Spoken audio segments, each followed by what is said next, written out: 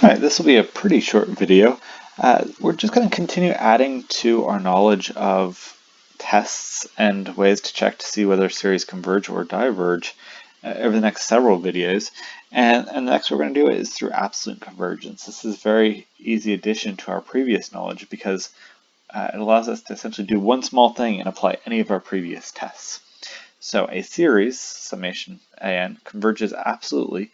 The corresponding series of absolute values, that would be the summation of the absolute value of an, converges. So like I said, simply by applying those absolute values, we can apply any of our previous tests. So let's take an example. Let's look at the series from n equals 1 to infinity of negative 1/3 to the n.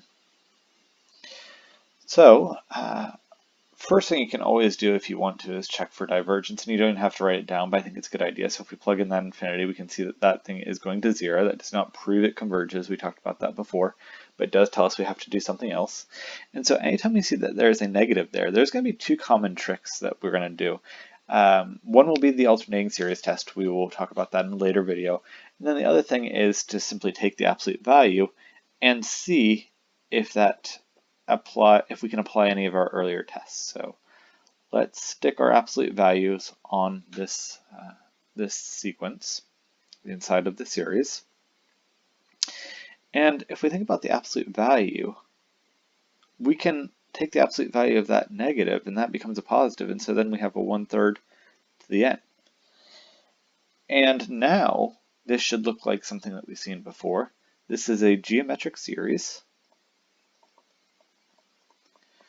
and it's a geometric series with the r value of 1/3. And remember, as long as that r value is less than 1, the absolute value of it is less than 1, it converges. And so we can state, since the r is equal to 1/3, it's less than 1, the geometric series converges. Therefore,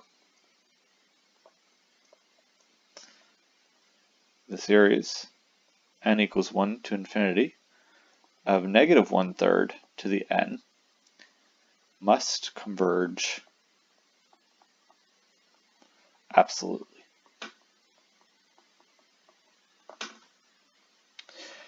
Now I might get a little bit ahead of myself here and just state that if a series does not converge absolutely,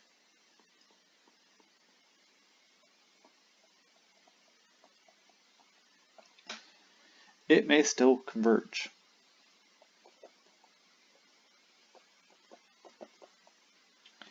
So just because we throw those absolute values around our interior of our series here, because we throw it around our sequence, if we could not show that it converged, or if it in fact diverged, that still did not tell us that the series on the whole diverged. It could be it doesn't converge absolutely, but if it still converged,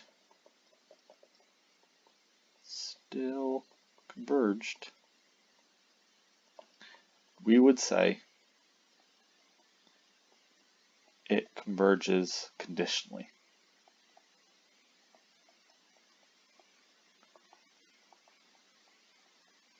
So we will look a little bit more at that down the road once we have a few more convergence tests. We'll need those first, but this again gives us a nice, quick, easy thing to try.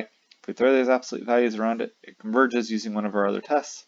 Converges absolutely. It doesn't, we still have other things we can test. It will converge conditionally. Could converge conditionally.